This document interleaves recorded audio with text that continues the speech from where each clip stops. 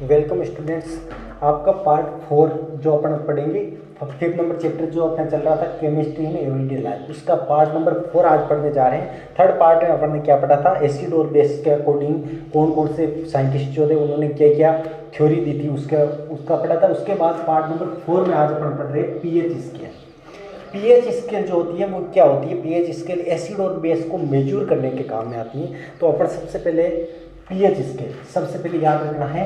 जोरेनसन scientist, कोई भी जोरेनसन नाम का कोई साइंटिस्ट हुए थे, उन्होंने 1909 के अंदर उन्होंने पीएच स्केल प्रोपाउंड किया था, लॉन्च किया था। अब पीएच स्केल होता है क्या है, वो पीएच अलग अलग फॉर्म में देखते हैं। पी का मतलब होता है पावर, एच का मतलब hydrogen ions, H plus ions. तो P का मतलब होता है पावर, H का मतलब हाइड्रोजन आयन। हाइड्रोजन आयंस की जो पावर होती है उससे उसको मेजर करने के जो काम में आती है उससे पीएच स्केल बोलते हैं। याद रखना है, पीएच स्केल किसने प्रोपाउंड की थी, किसने लॉन्च की थी, जोरेनसन ने। कब की थी, 1909 के अंदर। तो अब देखो पीएच स्केल होती क्या है। तो पीएच स्केल अपन को समझना है। जैसे देखो पीएच स्केल अपन सपोज कर रहे हैं, यहां से समझने की कोशिश करना। पीएच स्केल बना रहा हूं, पीएच स्केल सबसे पहले यहां पे लिखा रहता है 0 से लेके 1 2 3 4 5 6 और बीचों बीच में होता है 7। यहाँ पे 8 9 10 11 12 30 और एंडिंग होता है 14। 0 से लेके 14 तक यहाँ पे मान लिखे रहते हैं और बीच में 7 लिखा रहता है। अब ये क्या करता है, देखो H प्लस आयंस की कॉन्सेंट्रेशन मापने के काम आता है, सांद्रता मापने के आता है कि कौन से सॉल्यूशन में कितना H पॉजिटिव है। जितना H पॉजिटिव ज़्यादा होगा, देखो H पॉजिटिव और OH नेगेटिव, ये बात अपन ने एसिड और बेस जब पढ़ा था उससे पहले अपन ने चर्चा की थी कि H पॉजिटिव क्या होता है, OH नेगेटिव क्या होता है। जिसमें जितने ज़्यादा H पॉजिटिव होंगे, H पॉजिटिव क्या होते हैं, एसिड जो होते हैं एक्वा सॉल्यूशन में। अरे अकॉर्डिंग टू आरएनए से अपन ने पढ़ा था ना, एसिड क्या होते हैं, एक्वा सॉल्यूशन में H पॉजिटिव आयन से ज़्यादा देते हैं वो क्या होते हैं, एसिड्स होते हैं। OH नेगेटिव जो ज़्यादा देते हैं वो क्या होते हैं, मोस्टली बेस होते हैं। तो अपन H प्लस और OH माइनस आयंस के बारे में पढ़ रहे हैं। अब देखो इसके अपन दो पार्ट्स करिए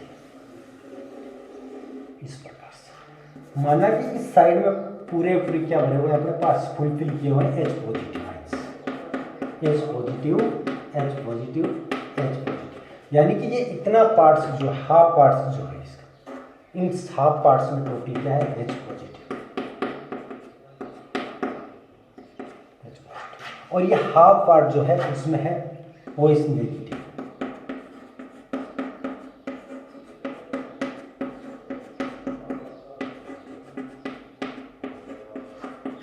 ये सभी OH नेगेटिव फुलफिल है। ये टोटल पूरा पार्ट्स जो है उसमें OH है और इस टोटल पार्ट्स में H पॉजिटिव। अब देखो अपन को समझना है। अब मैं आपको बोल दूं कि जितने ज़्यादा H पॉजिटिव होंगे वो उतना ही मोस्टली यानी स्ट्रॉन्ग एसिड होगा, और जितने ज़्यादा OH नेगेटिव होंगे वो मोस्टली स्ट्रॉन्ग बेस होगा। तो देखो एसिड और बेस का अपन पढ़े 0 से लेके और लेस देन 7 से कम लेस देन 7 और 0 से 7 के बीच के जो होते हैं वो होते हैं एसिडिक नेचर,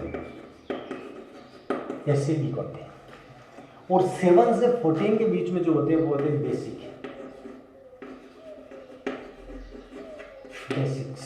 ये एसिडिक 0 से 7 तक एसिड्स और 7 से 14 बेस।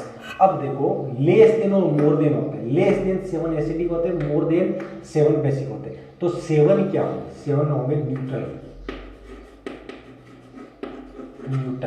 न्यूट्रल का मतलब होता है नहीं तो ये एसिडिक है और ना ही ये बेसिक है।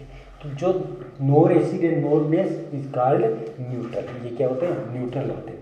तो 0 से लेके और 6 तक जो होते हैं 7 तक, लेस देन 7, वो क्या होते हैं एसिडिक होते हैं, और 7 से लेकर 14 तक जो होते हैं वो क्या होते हैं, बेसिक नेचर के होते हैं। तो इस प्रकार से यहाँ पे H पॉजिटिव, मैंने हाफ कॉलम में यहाँ पे H पॉजिटिव पर रखा है और हाफ कॉलम में OH नेगेटिव पर रखा है। तो इसमें देखो H पॉजिटिव जहाँ पे ज़्यादा होंगे वो स्ट्रॉन्ग एसिड होंगे। तो सबसे ज़्यादा H पॉजिटिव कहाँ पे है, देखो 1, ये 1 ले रहे हैं यहाँ पर। तो 1 में सबसे ज़्यादा है यहाँ से लेके यहाँ तक, तो 1 सबसे क्या होगा, 1 जो है वो स्ट्रॉन्ग एसिड, स्ट्रॉन्ग एसिड। तो अपन मान रहे 2 में, अब देखो 2 में जाए तो यहाँ से थोड़ा सा कम है, 3 में और कम है, 4 में और कम है, 5 में और कम है, 6 में और कम है। अब देखो 7 आते आते क्या होता है, 7 आते सपोज करो इतनी जगह में H पॉजिटिव है, तो इतनी में क्या है, OH नेगेटिव है। तो H positive OH negative equal amount में है, तो इक्वल अमाउंट में जो होते हैं वो क्या हो जाते हैं, एक दूसरे से क्या हो जाते हैं, न्यूट्रल हो जाते हैं। तो इस प्रकार से 7 जिसकी पीएच होती है वो न्यूट्रल होता है। तो 1 से लेके और 4 तक, 1 to 4 जो होते हैं वो होते हैं स्ट्रॉन्ग एसिड, स्ट्रॉन्ग एसिड।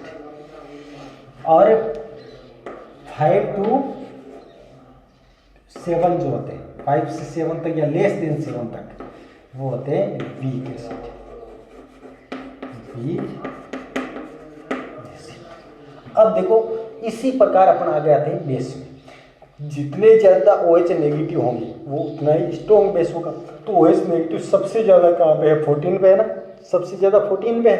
तो 14 से इसके बाद देखो थोड़े से कम हो रहे हैं 13 पे, इसके बाद 12 पे थोड़े से कम हो रहे हैं, उसके बाद 11 पे थोड़े से और कम हो रहे हैं, 10 पे थोड़े से और कम हो रहे हैं। तो अपन 14 to 11 मान सकते हैं।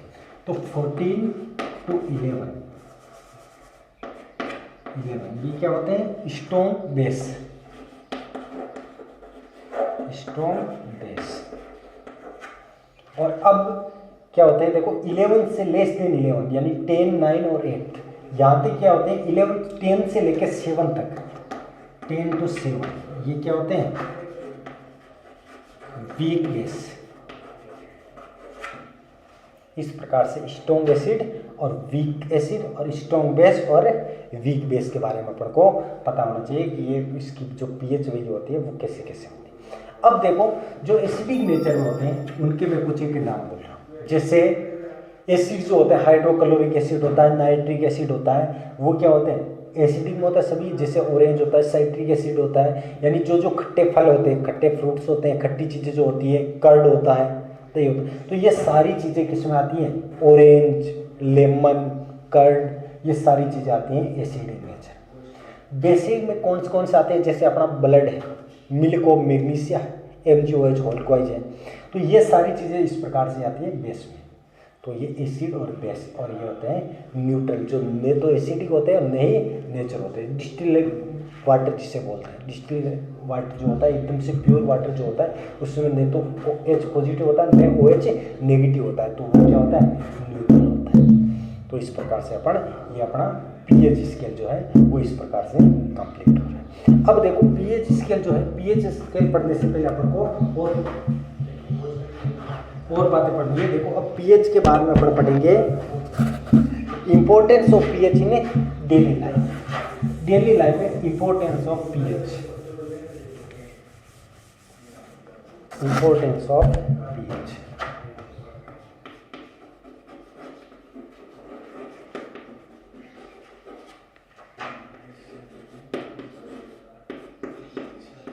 Importance of pH in daily life. अब पीएच की जो होती है किस प्रकार से डेली लाइफ में क्या क्या इंपॉर्टेंस होती है, उस इंपॉर्टेंस के बारे में अपन पढ़ते हैं। तो सबसे पहले देखो फर्स्ट इंपॉर्टेंस,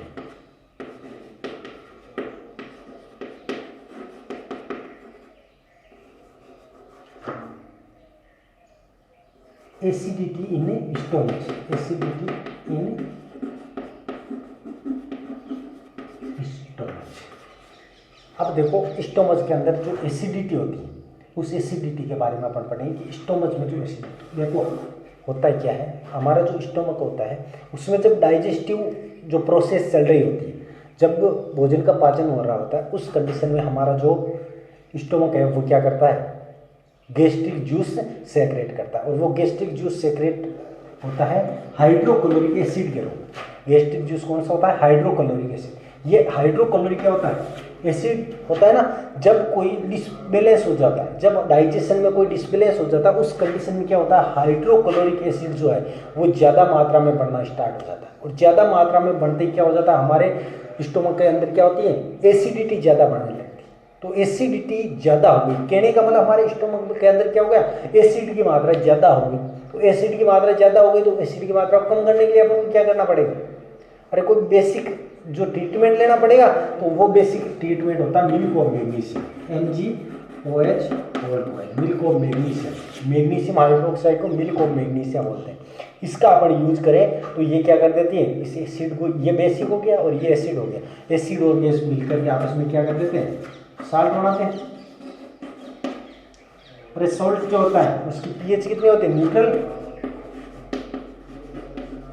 तो इस प्रकार से ये क्या हो गया, न्यूट्रल बन जाता है, और पेट की जो एसिडिटी होती है वो क्या हो जाती है, कम हो जाती है। तो इस प्रकार से आपको याद रखना है, स्टोमक की एसिडिटी में ये यूज किया जाता है पीएच का। पीएच कैसे, जिससे जो गैस्ट्रिक जूस होता है हाइड्रोक्लोरिक वो ज़्यादा सेक्रेट हो जाता है, तो इससे हमारे पेट भी क्या होने लग जाती है, एसिडिटी होने लग जाती है, और अपन मिल्क ऑफ मैग्नीशियम लेकर के उसको वापस न्यूट्रल कर सकते हैं। उसके बाद में सेकेंड नंबर पे देखो, फर्स्ट नंबर पे था एसिडिटी इन स्टोमक, सेकेंड पे है टूथ डीके।